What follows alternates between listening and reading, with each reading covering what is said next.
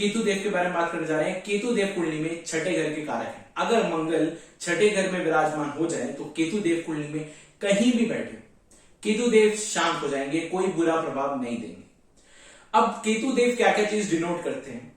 हमारे धर्म का झंडे का डंडा केतु देव, हमारा बच्चे केतु देव, हमारा बेटा केतु, हमारे कुत्ते केतु, हमारे चाबियों का छल्ला केतु है। अगर हमारी चाबी खो जाती है तो ये केतु देव की अशुभ निशानी।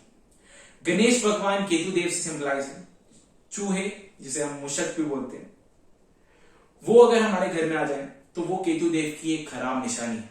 आंवला, साथ ही साथ नींबू, बैक पेन, नेक पेन, ये सारी चीजें केतु देव से सिंबलाइज है। अब हम बात करते हैं कि केतु देव की खराब निशानी। अगर आपकी औलाद अच्छी ना निकले, किसी काम की ना हो, तो आपका केतु कुंडली में खराब है।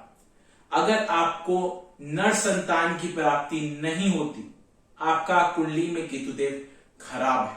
आपका कुत्ता किसी तरह मर जाए, ये केतु देव की एक खराब निशानी है। आपकी चाबी बार बार खोती रहे, ये केतु देव की एक खराब निशानी है।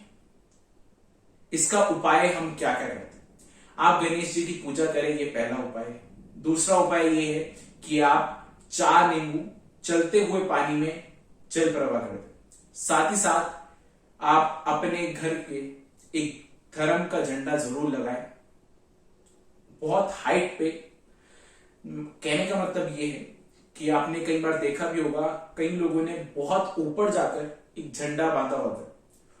झंडे का मेन रोल नहीं है, मेन रोल डंडे का है, मीन्स केतु का है।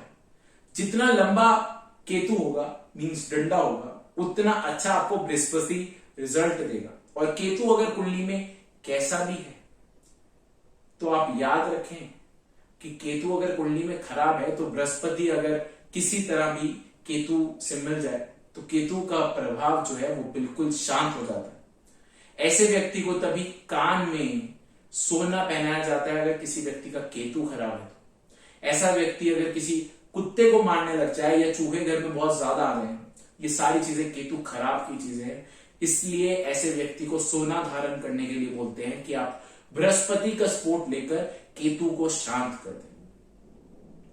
नींबू जो है ये भी बृहस्पति और केतु की एक चीज है। मैं ये चीज इसलिए बोल रहा हूं क्योंकि मैंने आपको बहुत बार बोला है कि अगर कुंडली में केतु खराब है तो राहु का उपाय होता है। और राहु का उपाय होता है, मतलब क्या है कि अगर मेरा केतु खराब है तो मैं राहु की उपाय करूंगा, मतलब जो सरकारी कर्मचारी है उनकी मदद करूंगा। केतु का उपाय नहीं, राहु का उपाय करूंगा। लेकिन ये जो उपाय मैं बता रहा हूं ये गुरु और केतु का उपाय है और ये डायरेक्ट करते हैं अगर केतु खराब है तो। ऐसा इसलिए क्योंकि जब भी गुरु का केतु के साथ मैच हो गया तो ये केतु को शांत ऑटोमेटिकली करते हैं। आप केतु का उपाय नहीं कर रहे, आप 2 ग्रहों का इकट्ठे उपाय कर रहे हो। आप ऐसे 2 उपाय ग्रहों का इकट्ठे उपाय कर सकते हो, डायरेक्ट इकलौते ग्रह का उपाय नहीं कर सकते। ये लाल किताब में हिदायत दी गई। तो ये सारी चीजों का ध्यान रखें। और सबसे बेस्ट चीज जो है, आप केतु देव मतलब गणपति भगवान की पूजा आराधना करें। इससे आपका बहुत हद तक केतु वो ठीक हो जाएगा।